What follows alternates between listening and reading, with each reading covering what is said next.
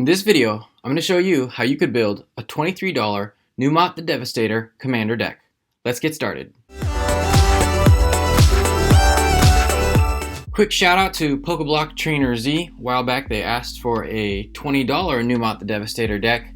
While I couldn't get it under $20, I did the best I could to keep my price down. So Pokeblock Trainer Z, here's my best effort. Total cost of this deck was just under $23 as of the day of recording. Prices were checked using mtgstocks.com. Do note that prices fluctuate, so they may be above or below where you see them listed at in this video. And this deck is 1DH legal, meaning all the cards in the deck are $1 or under, with the exception of the commander, who can be up to $5. Numot the Devastator is a 6-to-cast 6/6 flyer with the ability to blow up our opponent's lands. Numot reads, whenever he deals damage to a player, you may pay 2 and a red, and if you do, you can destroy up to 2 target lands. So obviously we're going to be focusing on land destruction in this deck. We'll get quite a few of our wins or knock players out through Voltron damage, and we have a sub-theme of enter the battlefield creatures and flicker effects so that we can get repeated use out of those enter the battle creatures. We're sporting a large package of mana rocks simply because a few of our land destruction effects are symmetrical, meaning we're going to be losing lands as well as our opponents. And this deck is for you if you enjoy Arch Enemy, because during my playtesting I noticed that I ended up playing Arch Enemy quite a bit, as people tend to like keeping their lands on the battlefield. To start off, we're going to talk about the Accelerants in the deck. We are running 13 of them. Gold and Silver Mirror are both mana dorks that can tap for white or blue respectively. We also have Sphere of the Suns, which we can use up to 3 times to give us any one of our colors. Guardian Idol, Mind Stone, and Everflowing Chalice can come down on turn 2 and tap for a colorless. The Idol can turn into a creature if we need it for a chump blocker. The Mind Stone we can sacrifice to draw a card. And Everflowing Chalice, if we have extra mana, we can kick it to tap it for 2 or more mana. Azorius, Boros, and Izzet Locket all tap for 2 of our colors, and we can pay some mana and sacrifice them to draw cards. Raugrin Crystal, Jeskai Banner, and Mana Geode give us all of our colors. The Crystal we can cycle, the Banner we can sacrifice to draw a card, and the Geode gives us a scry when it enters the battlefield. The last Accelerant is a cost reducer. The Warden of Evos Isle is a 2/2 flyer that makes all of our other flyers cost 1 generic less. Next up, we're going to talk about the cards specific to our game plan. We are running 14 of them.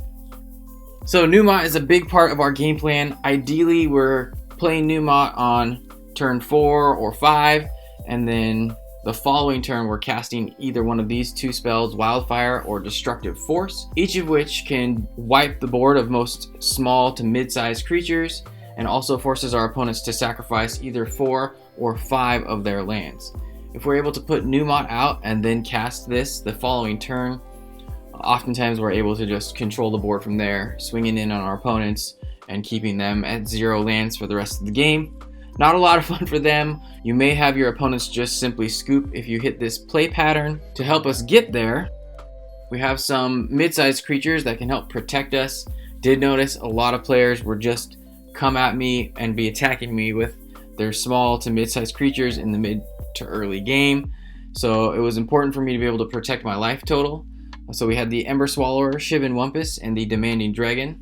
Ember Swallower is another way to force everybody to sacrifice some lands. You can activate its Monstrosity ability, giving it 3+ counters, and then each player is going to sack 3 lands. So playing the Swallower, then casting Numot, and then the following turn activating its Monstrosity ability was also quite powerful. The Wumpus is a 6/6 trampler that your opponents can sacrifice lands to put it back on top of your library when it enters, but in playtesting I didn't ever once have a single player do that, probably because it's just putting them too far behind in tempo to the other players.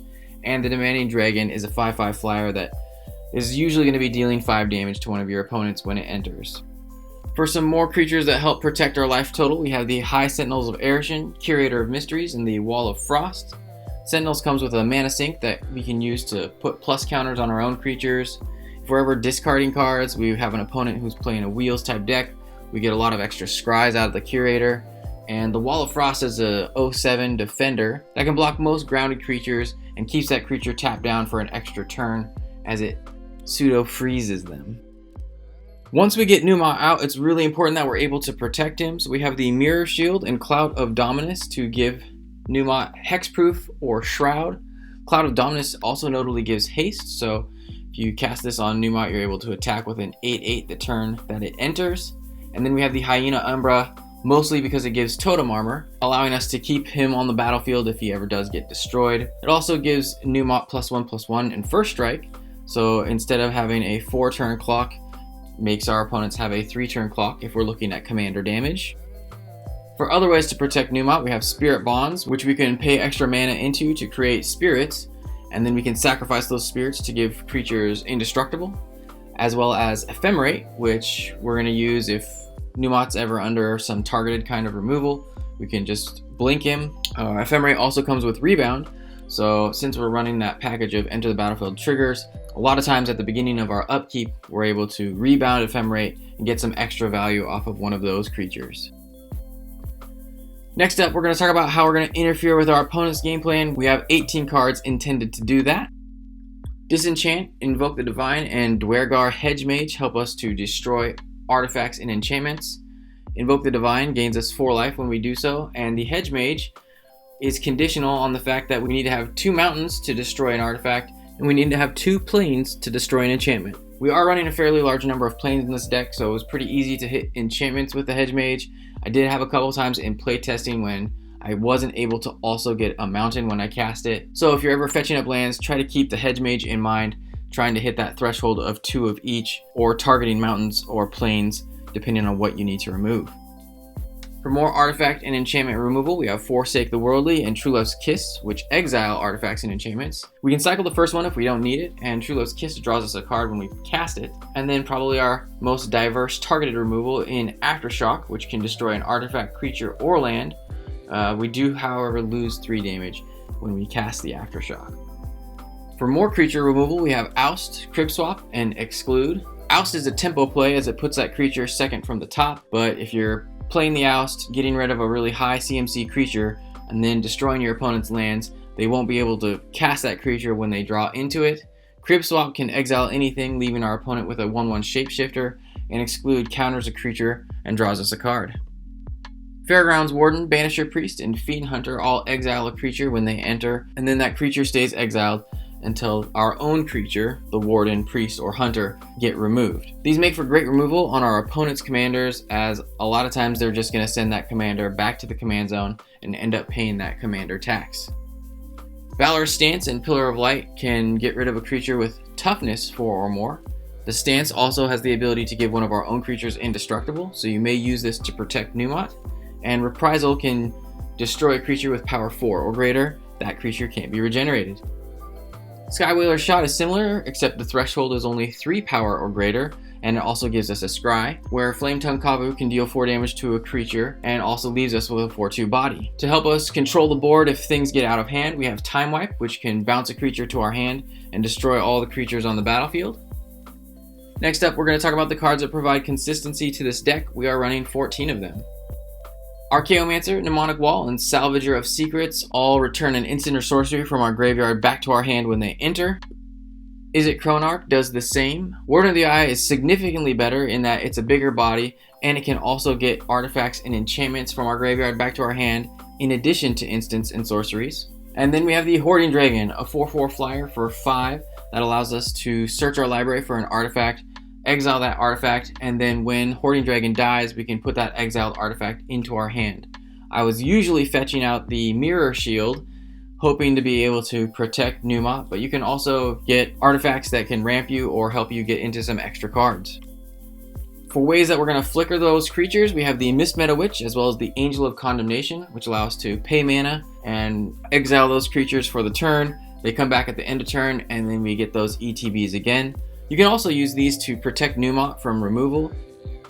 Sphinx of Foresight gives us a scry at the beginning of our turn. It's also a good sized body, can block a lot of stuff, which can really help us smooth out our draws and get into the cards we need. He also gives us a scry 3 at the beginning of our first upkeep if he's in our hand. And Sunset Pyramid, which gives us an opportunity to draw up to 3 additional cards, and then if we've used all the brick counters, we can use it to continue scrying. And then Factor Fiction, which gives us some instant speed card advantage, usually netting us 2 or 3 cards. Furious Rise, Outpost Siege, and Kumena's Awakening also help us get card advantage. The Rise gets us access to an extra card at the beginning of our end step if we have a creature with power 4 or greater on the battlefield. Outpost Siege, you're almost always going to be choosing cons, and it's going to exile a card at the beginning of your upkeep, and you have access to that card for the remainder of that turn. And then Kumena's Awakening, which draws everybody an additional card at the beginning of your upkeep until you have the City's Blessing, at which point you're the only player who gets benefit off of this. Most of the time when I'm running Kumena's Awakening, I'm fine with everybody getting an extra card draw, but I found in this deck I didn't want to do that because it ended up giving my opponents too many resources to deal with Numot, or too many lands that I was not able to keep up with it. So I typically waited until I had Ascend to cast Kumena's Awakening. Lastly, we're going to talk about the lands in the deck. We are running 41 of them. Blighted Cataract taps for a colorless and can be sacrificed to draw some extra cards, while Lonely Sandbar and Desert of the Mindful enter the battlefield tapped and can tap for a blue, but if we don't need them as lands, we can cycle them away, getting us into some more useful cards. Evolving Wilds gives us color fixing as well as deck thinning, where Memorial to War allows us to destroy a land. We only had one other card aside from Numot that gave us targeted land destruction, and it was really important for us to be able to get rid of Maze of Ith. So I tried to save either the Aftershock, which we saw earlier, as well as Memorial to War for Maze of Ith or any other similar type cards, because if Numot is not able to deal combat damage, you're not able to use his activated ability. So keep that in mind. We also have Izzet Boilerworks, Azorius Chancery, and Boros Garrison, all of which give us some card advantage in that they bounce a land back to our hand and tap for 2 mana. For blue-red, we have Highland Lake, Izzet Guildgate, and Swiftwater Cliffs. For white-blue, we have Meandering River, Azorius Guildgate, and Tranquil Cove. For red-white, we have Stone Quarry, Boros Guildgate, and Windscarred Crag. As for basics, we're running 10 plains, 7 islands, and 7 mountains. Average converted mana cost of this deck was 3.27. There you can see the curve. Keys to victory: aggressively mulligan. You're looking for a very specific play pattern. You're hoping to get some ramp, some card draw, as well as some protection for Numot. This deck is a little bit more budget than most of the decks I build. Most of my decks are closer to the $40 to $45 price point, and I could really feel the difference when playtesting.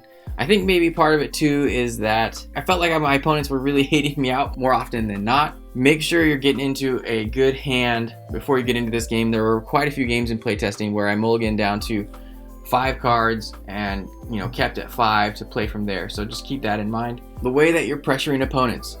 I found that I usually wanted to use Numot to pressure one opponent with commander damage while using my land destruction ability on my other opponents, suppressing them, keeping them down. Usually I was going after the player, my biggest threat with commander damage, because that is the shortest time clock, and then pressuring my other opponents by taking away their land sources, and then once I got rid of one player, moving on to the next. And then lastly, go big or go home. And what I mean by this is be okay with targeting one player with your land destruction ability. As I said before, would pressure one player with my commander damage, and sometimes the next biggest threat number 2, I would remove both of their lands and leave a third player completely alone. You're gonna get some flack for this from people. They're gonna be annoyed. Everybody's gonna think it's more fair if you're spreading out the land destruction, but if you're going to win, you have to play this deck kind of mean. Land destruction is not something most playgroups look upon nicely, so at least you're up front by playing Numot. They know that you're getting into a land destruction type deck. Just be aware that you might not be making for the most fun game night for most of your friends, so maybe only pull out Numot once in a while. Here are a few cards I would consider if I were to go above that $1 price point. If you want to see some more ideas, check out the link in the description below. Better yet, share your thoughts in the comments what card you would upgrade with. That way, others can see your brilliant ideas and alter to their liking. If you liked the video, you should give it a thumbs up and consider subscribing. If you do, make sure you ring the bell so you don't miss any of the new weekly content from Budget Commander. Otherwise, you can check out the video in the top right or either of the playlists on the bottom.